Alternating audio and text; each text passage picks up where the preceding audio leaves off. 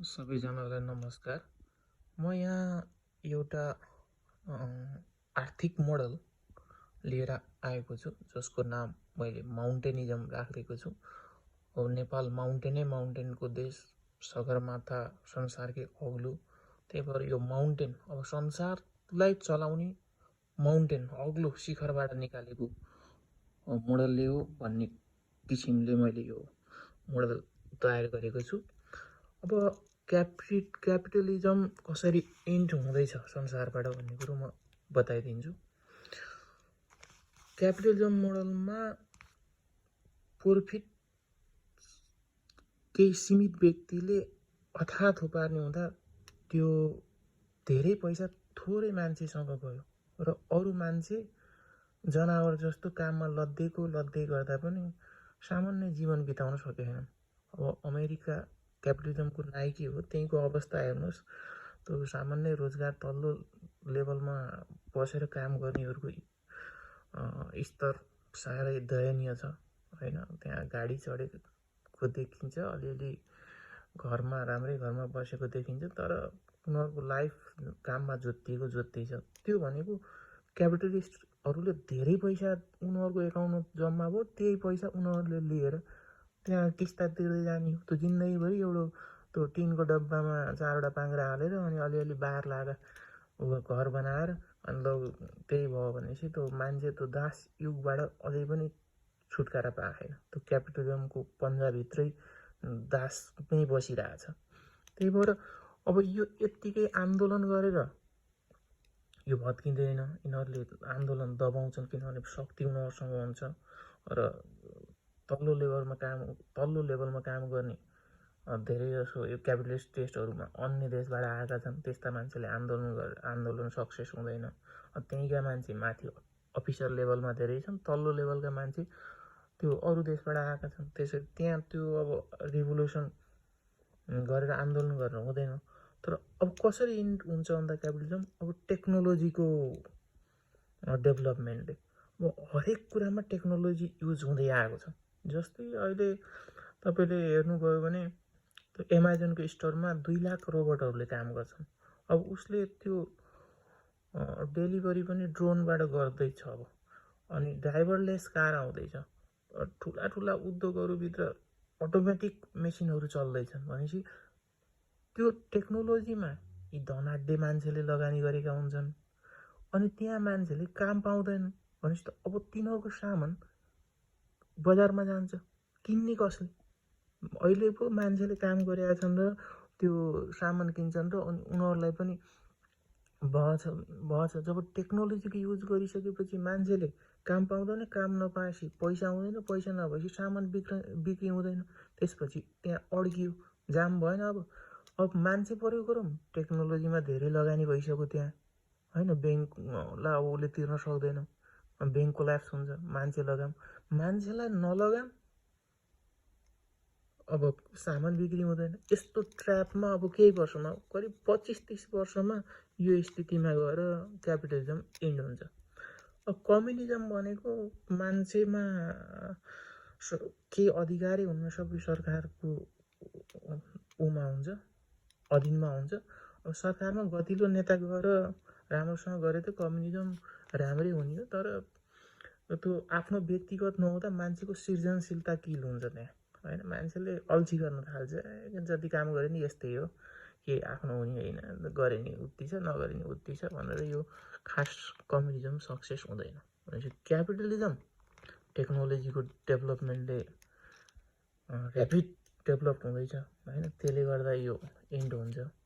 किनभने अब टेक्नोलोजी आइसकेपछि मान्छेले प्रयोग गर्छ, प्रयोग गर्नलाई पैसा इन्भेस्ट भएको हुन्छ। पैसा लोनबाट हुने हो कि इन्भेस्ट, अनि त्यो लोन तिर्न सक्दैन। अब जब मान्छेले काम नगरी सामान बिक्री हुँदैन, त्यहाँ ट्र्याप भएर अड्केर बस्छन्। अनि कम्युनिजम अब खासै सक्सेस हुँदैन मान्छेको नेचरले गर्दा। अब विकल्प के त? विकल्प त दिन पर्यो। अब विकल्प भनेको माउन्टेनिजम। अब माउन्टेनिजममा कसरी टेक्नोलोजीलाई सबैभन्दा बढी युज गरेर पनि रन गर्न सकिन्छ त भन्ने कुरो म बताउँछु। अब यो माउन्टेनिजमको मोडल के हुन्छ भने अब हरेक कुरामा टेक्नोलोजीको युज गर्ने। अब क्यापिटलिजममा टेक्नोलोजी युज गर्दाखेरि मान्छे बेरोजगार हुने भयो। तर माउन्टेनिजममा के हुन्छ भने जति टेक्नोलोजीको युज गर्यो मान्छे फ्री हुन्छन्, मान्छे चाहिँ घुम्न जान्छन् होइन। तराईका मान्छे हिमालतिरको अहिले अहिले हेर्नु हो भने नेपाल तराईतिर काठमाडौँ बसेर कति वर्षदेखि दुःख गरेछन्, काम गरेछन्। अन्नपूर्ण बेस क्याम्प त्यस्ता राम्रा राम्रा ठाउँ छन्, हिमालतिर घुम्न जाने न कसैसँग पैसा हुन्छ बिचरा, न कसैसँग फुर्सद हुन्छ। त्यो के हो भने जेल लिएको अवस्था आएको। त्यो नजानेर त्यहीँ रुमल लिएर नेताहरूले यसो उसो भने त्यो काम गर्ने तरिका नमिलाएर।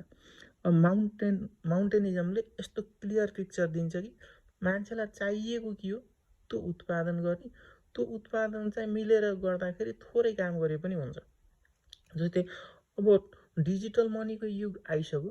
अब डिजिटल मनी आइसकेपछि चाइनाले लन्च गरिसक्यो। मैले पहिले मेरो ब्लगमा पनि लेखेको छु, हेर्न सक्नुहुन्छ। त्यही तरिकाले लन्च गर्यो। अब त्यो डिजिटल मनी भएपछि ब्याङ्क चाहिँदैन होइन। भनेपछि अब यो ब्याङ्क केन्द्रीय ब्याङ्कबाट मात्रै सरकारले चलाउन सक्छ। भनेपछि अब हाम्रो ब्याङ्क सबै हटाइदिने। अब यो इन्सुरेन्स भनेको यो प्राइभेट इन्सुरेन्स राखेर यी नाफाखोरी यो गर्न पर्दैन। यो अब बेसिक प्रडक्टहरू हामीले कोअपरेटिभ मोडलबाट उठाउँछौँ, उत्पादन र वितरण गर्छौँ। अब यो कोअपरेटिभ मोडलमा सबैको धेरै जसोको सेयर हुन्छ जिल्ला जिल्लामा। यो सामान बेच्दाखेरि जसरी हामीले भ्याट लिन्छौँ, यो भ्याट पनि हटाउनुपर्छ। भ्याट काम छैन, यो बेकारको त्यो सामान मात्रै महँगो गराउने। प्रत्येक च्यानलमा त्यसको पार्टमा मैले छुट्टै लेखेको पनि छु। त्यो सेल्स ट्याक्स ठिक छ। त्यो सेल्स ट्याक्स लिने ठाउँमा अनि प्रिमियमको 1-2% कति हुन्छ प्रिमियम, त्यो इन्सुरेन्सको प्रिमियम पनि त्यहीँ जोडिदिने। भनेपछि मान्छेले त्यो सामान किन्दा नै त्यो प्रिमियम त्यहाँ काटिएको हुन्छ र त्यो पैसा गएर इन्सुरेन्सको एकाउन्टमा गएर बस्छ। त्यो चाहिँ गभर्मेन्टकै हुन्छ। त्यो इन्सुरेन्स अटोमेटिक त्यहाँ जान्छ। अब टेक्नोलोजी आइसक्यो, त्यहाँ खातापाता यसो उसो गर्ने होइन। सामान बेच्दा त्यहाँ क्लिक हुन्छ, त्यो बेच्दाखेरि सेल्स एमाउन्टबाट ट्याक्स गभर्मेन्टको एकाउन्टमा जान्छ, इन्सुरेन्सको एमाउन्ट इन्सुरेन्स कम्पनीमा जान्छ। अनि जति सामान मान्छेले किन्छन् त्यो अटोमेटिक इन्सुरेन्स हुन्छ। भनेपछि घर बनाउँदा अटोमेटिक इन्सुरेन्सको पैसा इन्सुरेन्समा गएर बस्छ। मान्छेले खाँदा इन्सुरेन्सको पैसा काटिएको हुन्छ। अनि देशभरिका मान्छे, गरिब मान्छे पनि इन्सुरेन्सले कभर गर्छ, धनी मान्छे नै इन्सुरेन्सले कभर गर्छ। धनीले धेरै खान्छ, धेरै इन्सुरेन्स प्रिमियम तिर्छ। गरिबले थोरै खान्छ, थोरै इन्सुरेन्स प्रिमियम तिर्छ। यसरी ब्याङ्क र इन्सुरेन्सलाई गभर्मेन्टको अन्डरमा, सेक्युरिटीलाई गभर्मेन्टको अन्डरमा, अनि एजुकेसन र हेल्थ फ्री यो नि गभर्मेन्टको अन्डरमा। यति गरेपछि यस्तो दामी मोडल हुन्छ है, संसारै चकित पर्छ। अब हाम्रा जति पनि बेसिक कुराहरू छन् मान्छेका, खाने लगाउने, त्यो कृषिमा गर्न नसकेर त्यहीँ अड्केर बसेका छन्। त्यत्रो जग्गा छ होइन, त्यहाँ इन्डियाबाट सामान आएर पेल्याएको, त्यो मिलाउन जान्ने ढङ्ग छैन। तेल इन्डियाबाट ल्याउँछन्, त्यहीँबाट भन्सार कर लाएर अनि त्यो आयल कर्पोरेसनले कति नाफा गरेर अनि बोनस बाँड्छ, ऊ गर्छ। अनि त्यो सामान हाम्रो बजारको मूल्य वृद्धि भयो नि त। त्यो भए त हाम्रो सामान बिक्री हुँदैन, उता इन्डियातिर आएर पेल्छ अनि हाम्रो उद्योग डुब्छन्। त्यो एउटा इन्डियाबाट आएर एउटा लेखेको थियो, नेपालमा पैसै खान्छन् क्या, कति महँगो भन्थ्यो। किनकि हाम्रा त्यो संरचना त्यही खडा गरिदिएछ नि त।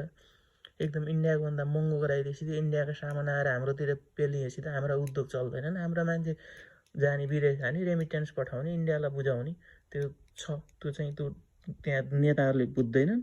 इकोनोमिस्टहरूले अलिअलि बुझ्यो होला नि कोहीले, अब कसैले नबुझे कमिसन खान्छन् होला अथवा के हो थाहा छैन। तर इकोनोमिक्स पढेको मान्छेले बुझ्न पर्ने हो, किन बुझ्दैन थाहा छैन।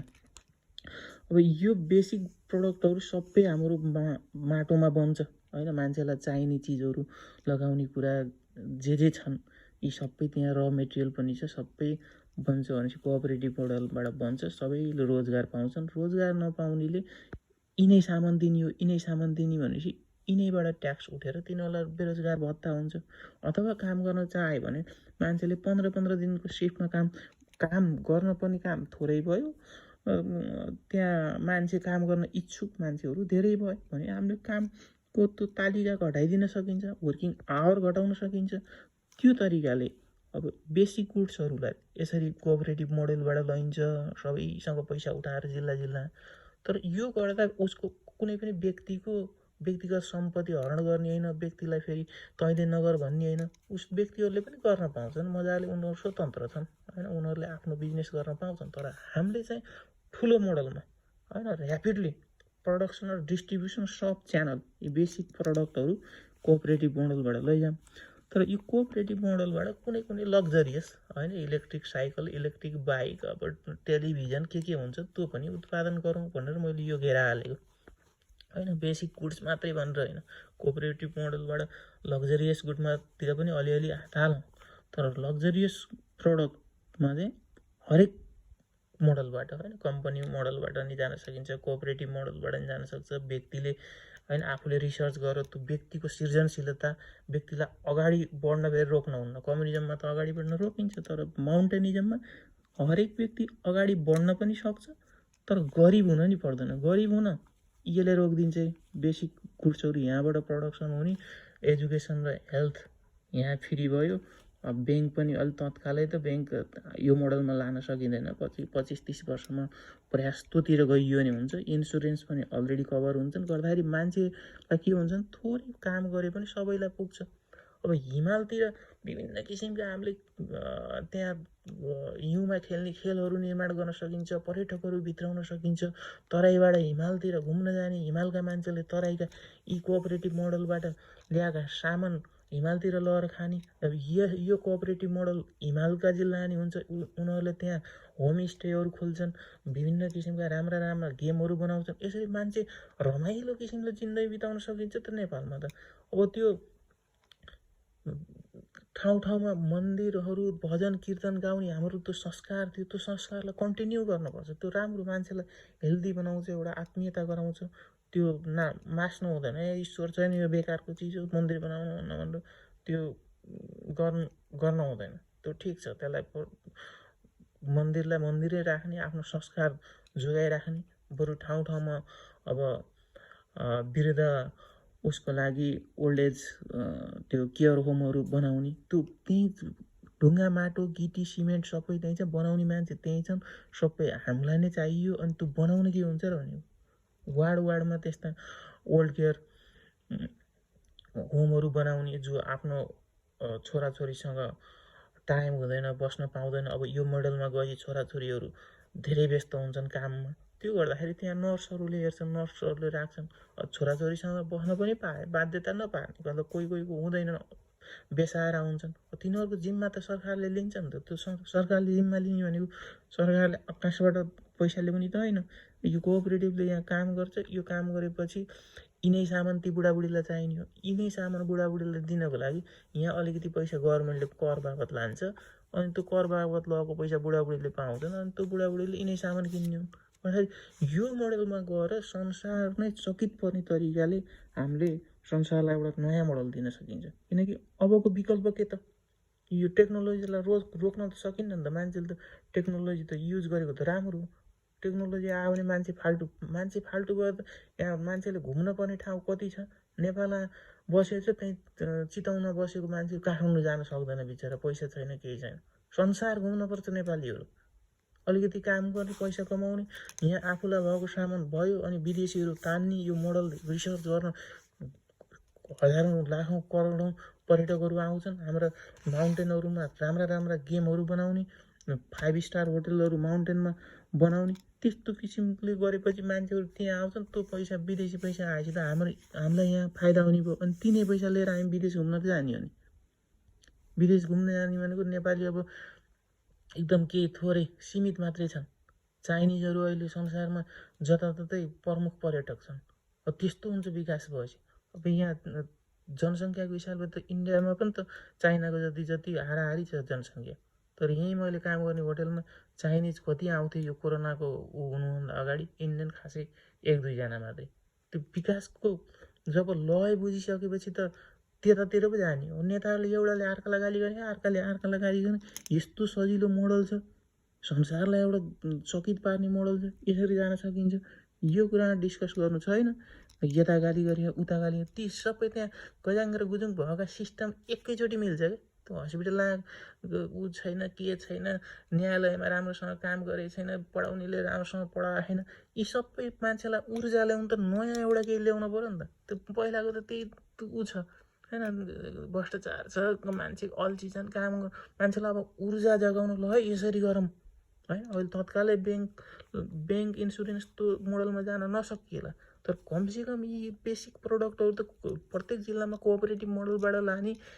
अनि व्यक्ति अब यहाँ व्यक्तिले गरेकालाई चाहिँ तिमीहरूले अब खासै गर्न पर्दैन, अब ल्यायो तिमीहरू सामान हामीले किनिदिन्छौँ भनेर हामीले किन्ने, उनीहरूलाई रोजगार दिने।